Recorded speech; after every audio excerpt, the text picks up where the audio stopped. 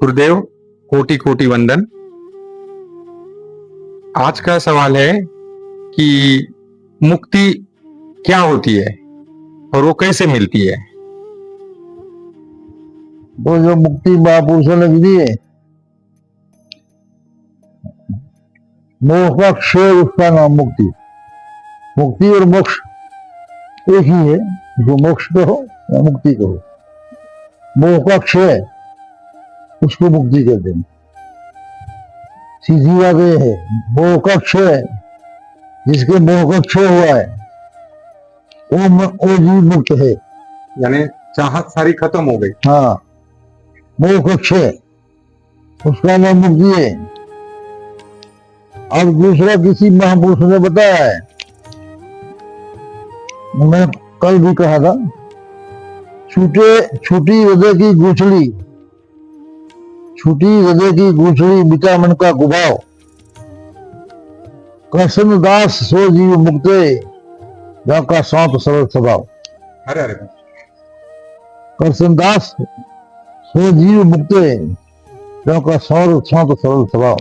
ये कृष्णदास नाम के संत कह रहे, छूटी हृदय की गूंचली, मिटा मन का कुभाव, कृष्णदास सो जीव मुक्त, जाका शांत सरल स्वभाव। इसका सरल स्वभाव। हाँ, वो ऐसी जिसकी स्थिति है वो मुक्त है, वो मोक्ष है, मोक्ष मिला। और दूसरा नानक साहब ने कहा है मुक्ति, मुक्ति किसे कहते? तो नानक साहब ने मुक्ति जो कहा है वो, अरे उनका एक दोहा है,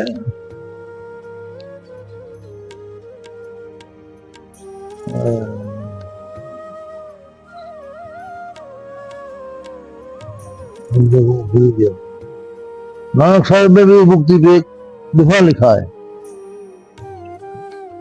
बेरी जो मित्र समान है,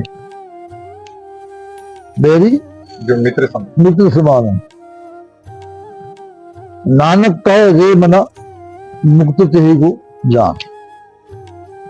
नानक कहे रे मना हर्ष शोक जोकू नहीं, हर्ष शोक जोकू नहीं, हर्ष शोक, हर्ष का शोक नहीं है उसको। हाँ, हर्ष शोक जाकू नहीं, बेरी मित्र समान, दुश्मन उसके मित्र समान। हाँ, हर्ष शोक जाकू नहीं, बेरी मित्र समान, नानक कहे रे मना मुक्त तेहि को जान। हरे हरे पक्षी। बराबर, एक तो मोह का क्षय मुक्त, एक कृष्णदास का दोहा जो मुक्ति के बारे में बता रहा, एक नानक साहब ने जो कहा, हर्ष शोक जाकू नहीं, बेरी मित्र समान, नानक कहे रे मना मुक्त तेहि को जान। ऐसे जीव मुक्त होते हैं, ऐसे जीव यहाँ बैठे मुक्त होते हैं।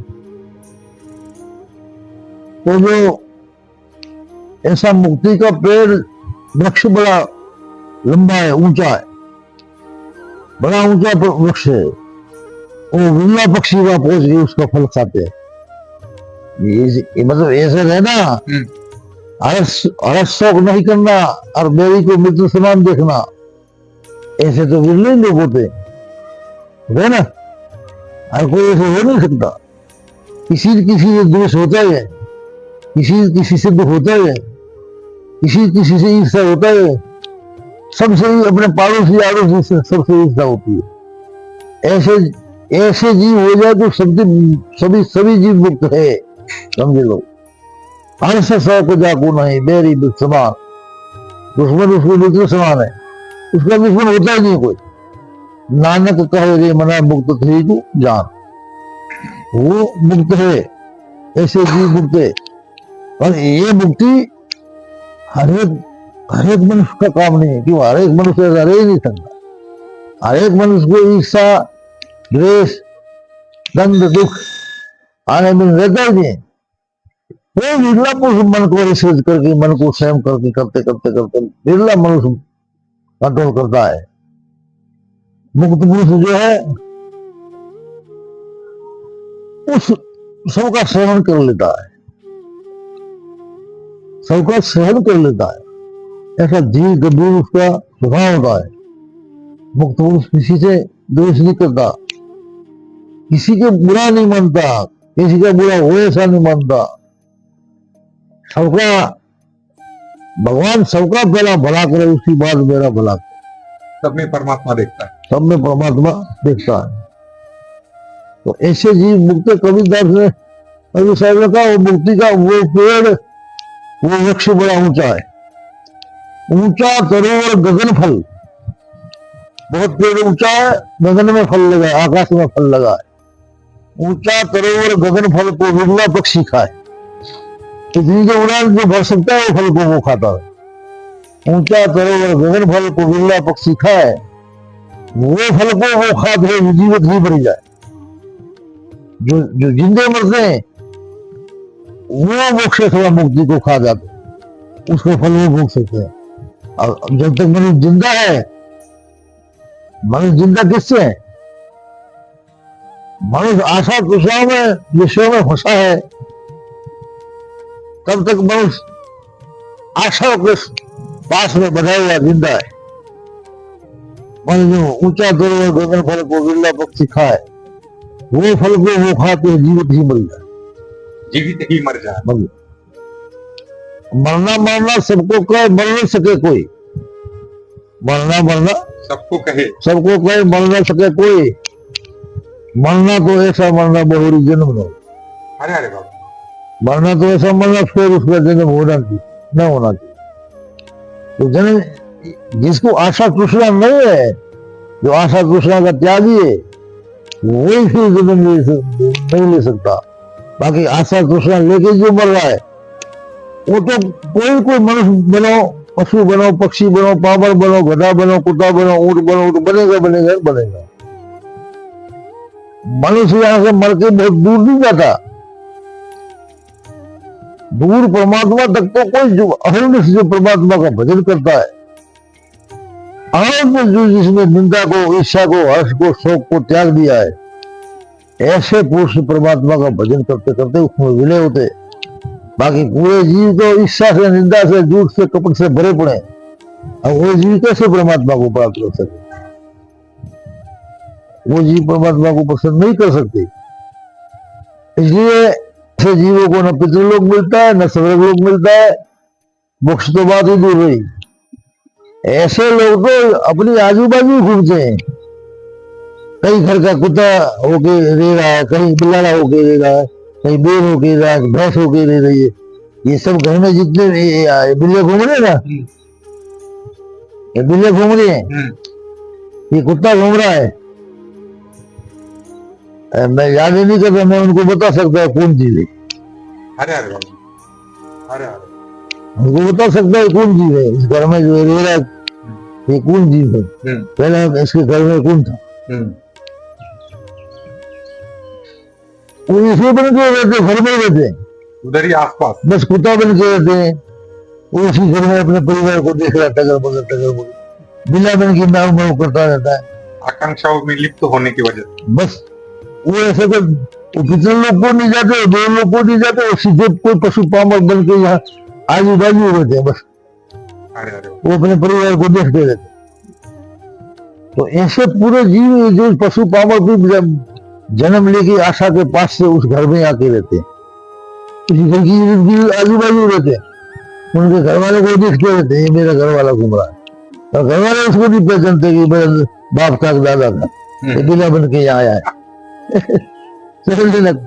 और कुत्ता हो गया, घर की रक्षा कर रहा है, भू भू भू भू, क्योंकि उसको अभी तक इच्छा पड़ी मेरे दिखने का, मेरे लड़के का, अभी भी मेरा घर में रोक रहा है, मेरा लड़का, इसमें कोई चोर चकार ना आ जाए। ऐसे ये बन के सब रहते हैं। अब जिनको अनुभव है वो बता सकता है ये कौन था, तुम्हारे घर में कुत्ता बैठा कौन था, तुम्हारा दादा था या बाप था? हर कोई लड़का बन के वहां आ जाता है, कोई लड़का बन के वहां जन्म ले लेता है। संत पुरुष जैसे बता सकते हैं, ऐसे कई लोग बैठे हैं। मरने के बाद उसके घर में 10-5 साल में धर्मराज के द्वार पर बुढ़ा लगाता रहे, धर्मराज के तुझे पुरानी योनि में भेजता, नहीं, महाराज कृपा करो, मुझे अपने घर भेजो। तो फिर धर्मराज मौका देता कि जा तेरे घर में अब तेरी बहू के पेट में, तेरे पोते के बहू के पेट में जा जन्म ले,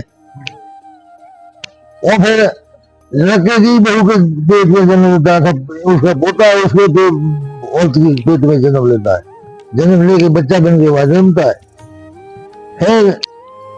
वो दूसरा मेरे परिवार वाले सब ठीक है, मैं मिल गया, अब तीसरी में हो रहा है, परिवार वाले नहीं जानते कौन बूढ़ा आया है परिवार वाले नहीं जानते कौन बूढ़ा आया, बाकी परिवार वाले वो जानता है।